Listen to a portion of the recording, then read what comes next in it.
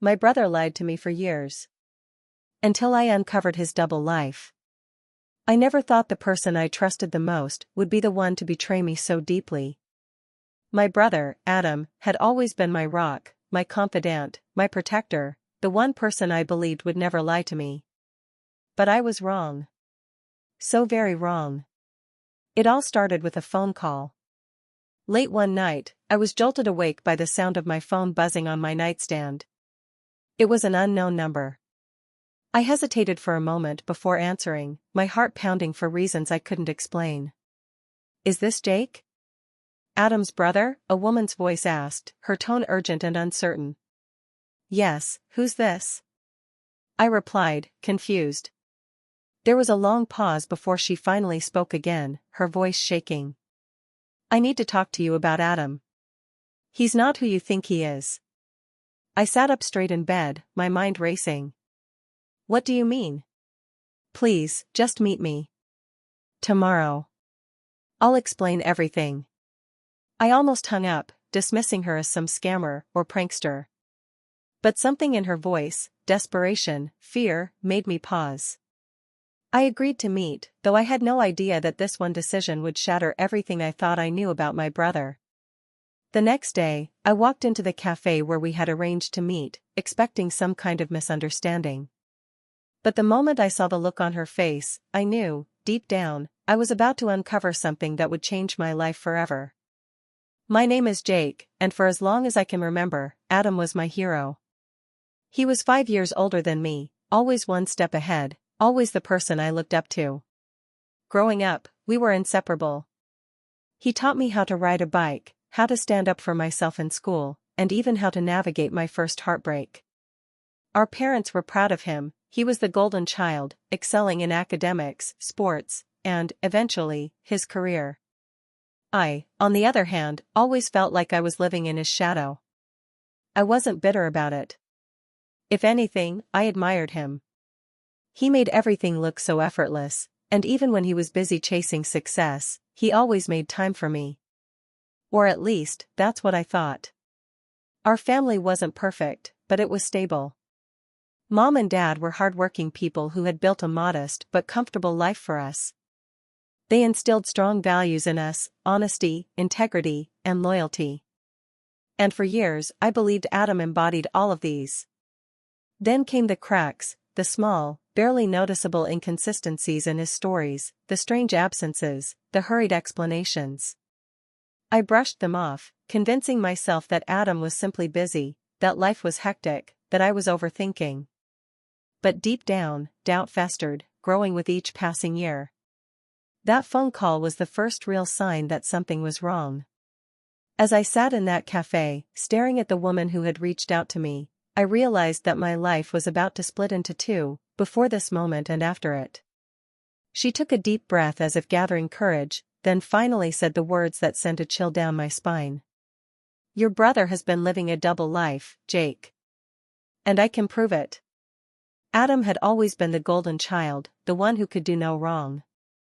Our parents adored him, not just because he was their firstborn, but because he excelled in everything he touched. He was the straight-A student, the star athlete, the one teachers gushed about at parent-teacher conferences. Meanwhile, I, Jake, was just the younger brother, following in his shadow, trying to measure up but never quite reaching his level. Despite the obvious favoritism, I never resented Adam. If anything, I worshipped him. He had this effortless charm, a natural confidence that drew people in. He could talk his way out of any situation and win over even the toughest of critics.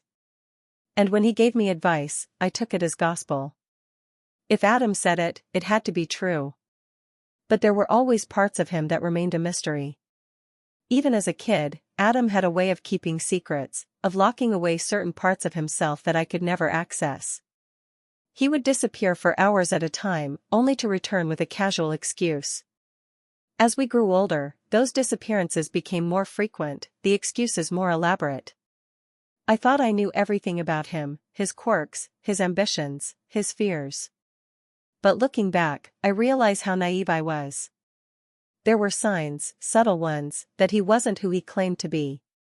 I just chose to ignore them. Our parents, however, remained blind to it all. To them, Adam was still the perfect son, the one who could do no wrong. He was the first to graduate college, landing a high-paying job right out of school. He bought a sleek apartment in the city and sent money home to our parents regularly, cementing his status as the dutiful, successful son. Meanwhile, I was still struggling to find my footing. I bounced between jobs, unsure of what I wanted to do with my life. Adam, ever the supportive older brother, always encouraged me, but looking back, I wonder if that was his way of deflecting attention from himself. As long as I was the one seen as lost, no one would question what he was hiding. Then, there was the woman from the phone call, Sophie. She was the first real crack in the illusion. When we met at the cafe, she was visibly nervous, her hands trembling as she held on to her cup of coffee. "I don't know how to say this," she started, her voice barely above a whisper. "But Adam isn't the man you think he is." I scoffed, shaking my head. "You're mistaken. My brother is." "Married," she interrupted, her eyes filled with something between pity and fear. "He's married to me." The words hit me like a punch to the gut. Adam had never mentioned a wife. In all our conversations, in all the times we'd talked about the future, marriage, relationships, he never once brought up a wife. And yet, here was this woman, claiming to be exactly that. I stared at her, trying to piece together a response, but she continued before I could say anything. "And I don't think I'm the only one." My world tilted, and suddenly, I realized I was standing on the edge of something far bigger than I could have imagined. My brother wasn't just keeping secrets, he was living a life I knew nothing about. And for the first time, I questioned everything I had ever believed about him. The moment Sophie uttered those words, my entire world began to unravel.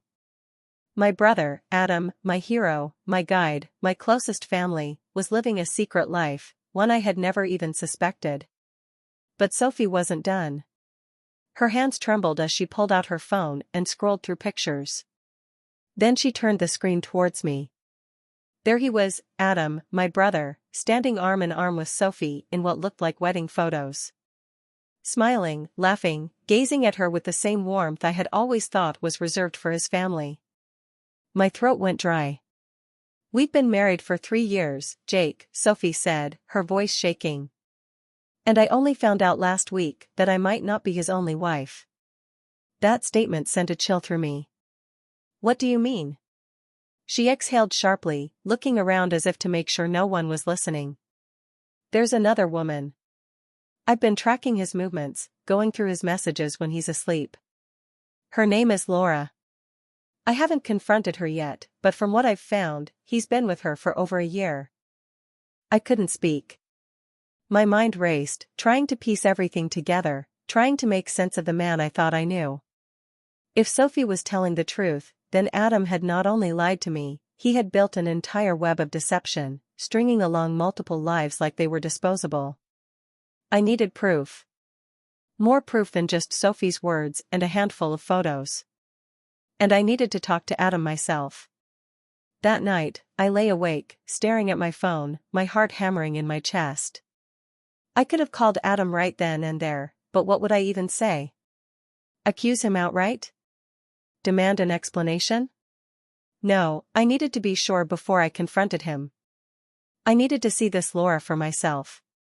The next day, Sophie and I worked together, piecing together Adam's schedule from past messages, bank transactions, and social media check-ins. If he was seeing this other woman, we'd find out where. It didn't take long. 3 days later, we followed him to a high-end restaurant across town. I sat in my car, my fists clenched, watching as he walked through the doors with another woman on his arm. Laura. She was stunning, tall, elegant, and completely oblivious to the storm that was about to hit. I snapped pictures, my stomach churning. How had he managed to pull this off? How many times had he lied to me? To our family? And how many more secrets was he hiding? I wanted to march into that restaurant, demand answers, and make a scene. But Sophie held me back. "Not yet," she whispered. "We need to gather everything."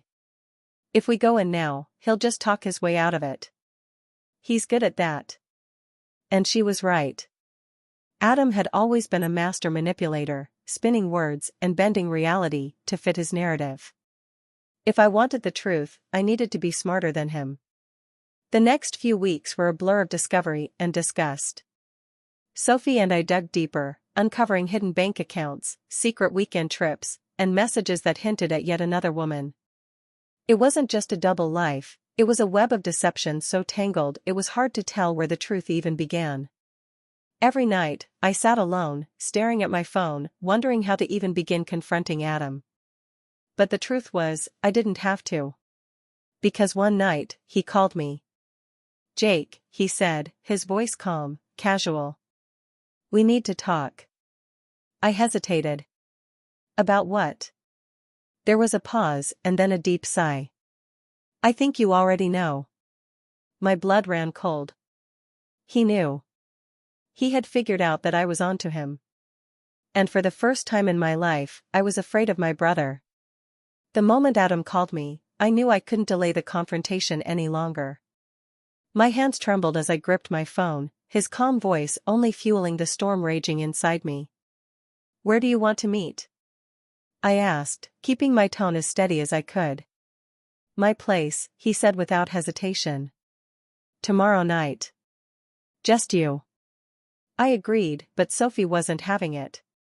"You're not going alone," she insisted. "If he's been lying this much, there's no telling how he'll react." She was right. I decided to keep my phone recording the entire time, just in case things took a turn. The next night, I arrived at Adam's apartment with my heart hammering in my chest. I knocked once, and the door swung open almost immediately. He stood there, expression unreadable, wearing the same easy confidence that had let him slip through life unchallenged. "Come in." The place was immaculate, as if he had prepared for this meeting. I stepped inside, and he shut the door behind me. "You've been digging," Adam said, pouring himself a drink. He didn't offer me one. "You and Sophie." My jaw tightened. "You don't seem surprised." "I always knew the truth would come out eventually," he admitted, swirling the amber liquid in his glass. "Just didn't think it'd be you bringing it to light." I pulled out my phone and set it on the table between us. "Then explain." "Because right now, I don't know who you are anymore." Adam exhaled heavily and sat down, his fingers tapping against the glass. "It started small. Just a slip here and there. A weekend where I didn't tell Sophie where I was. A business trip that wasn't a business trip." He smirked, but there was no humor in it. "But then I realized something, I could be whoever I wanted to be, with different people. I didn't have to be tied to one life." His casual tone sent a chill through me. "You're married," I said through gritted teeth. "Not just to Sophie. Marriage is a construct, Jake. It's only as real as people believe it to be." I slammed my fist on the table, the anger bubbling over. "You lied to me. To our family. To everyone." His expression darkened. "And what exactly do you plan to do about it?" I stared at him, realizing that beneath all his charm and wit, Adam was hollow. Deception wasn't just something he did, it was who he was. "Sophie and Laura know everything," I said. "And soon, so will everyone else." He let out a low chuckle. "You think exposing me will fix anything? Do you think they'll leave me?" I pulled out my phone and pressed play. His voice filled the room, his confession, his indifference, his manipulation laid bare. His smirk disappeared. "You recorded me?" "I had to," I said.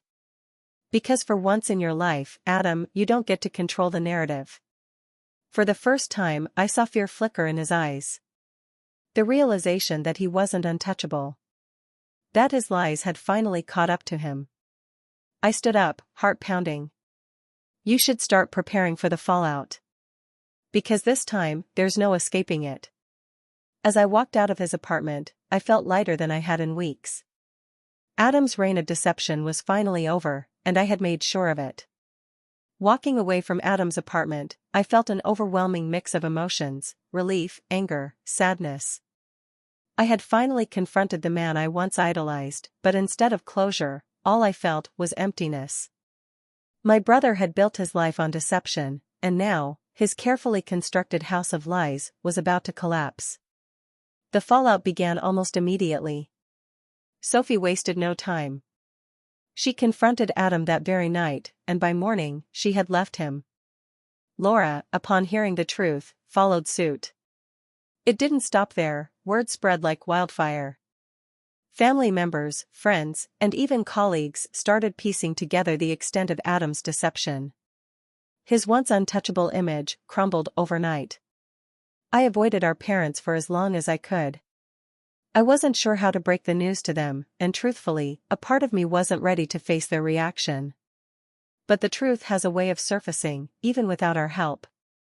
When they finally called, their voices were filled with disbelief. "Jake, this can't be true," Mom pleaded. "Adam's always been such a good son. He's never been capable of something like this." "I didn't want to believe it either, Mom," I said, my voice heavy with exhaustion. "But I have proof." I heard it from his mouth. Silence stretched between us, heavy and suffocating. Then, Dad spoke, his tone unreadable. "What happens now?" That was the question I had been asking myself over and over. What happens now? Adam had lost everything: his marriage, his reputation, his job. He tried reaching out to me multiple times, but I ignored every call and every message. What could he possibly say? That he was sorry? That he didn't mean for it to go this far? None of it mattered anymore. I had spent my entire life looking up to him, defending him, believing in him. And now, I had to come to terms with the fact that the person I trusted most had never really existed. Despite everything, a small part of me still ached for my brother. The memories of our childhood, the bond we once had, it wasn't easy to erase. But I knew I couldn't save him. He had to face the consequences of his actions. Sophie and I stayed in touch for a while. She was devastated but resilient, slowly rebuilding her life. Laura, too, found her way, refusing to let Adam's betrayal define her. They had been victims of his lies, but they refused to remain broken. As for me, I tried to move forward. The weight of Adam's betrayal still lingered, but with time, it became less suffocating. I focused on my own life, my path, one that was no longer defined by my brother's shadow. One day, months later, I received a final message from Adam. A simple "I'm sorry. I never meant to hurt you." I stared at it for a long time before finally turning off my phone. Some wounds, I realized, don't need closure. Some truths are enough on their own. And with that, I let go. In the months that followed, life slowly began to settle into a new rhythm. The weight of Adam's betrayal still lingered, but I refused to let it define me. For the first time in a long while, I focused on myself, on healing, on moving forward. Sophie and Laura, despite the pain Adam had caused them, found their ways to rebuild. Sophie moved to a new city, started fresh, and eventually found someone who truly valued her. Laura, though hurt, chose to channel her energy into work, refusing to let the past dictate her future. Their strength inspired me. As for our parents, it took time for them to fully grasp the extent of Adam's deception. At first, they clung to denial, refusing to believe that their golden son was capable of such manipulation. But as more truth surfaced, they had no choice but to accept it. It broke them in ways I hadn't expected. Watching them struggle between love for their son and disappointment in his choices was painful but necessary. Adam, on the other hand, disappeared from our lives. He tried reaching out a few times, but his words felt hollow. Apologies weren't enough, not for what he had done. Eventually, he stopped trying, and a part of me wondered if he had finally accepted the reality he had created for himself. I didn't need an apology to move on. I had spent too much of my life idolizing my brother, seeing him as something he was not. Now, I saw him clearly, a flawed man who had made his choices he would have to live with. One evening, as I sat watching the sunset, I realized something. I was free. Free from the burden of his lies, free to build a life that was truly my own.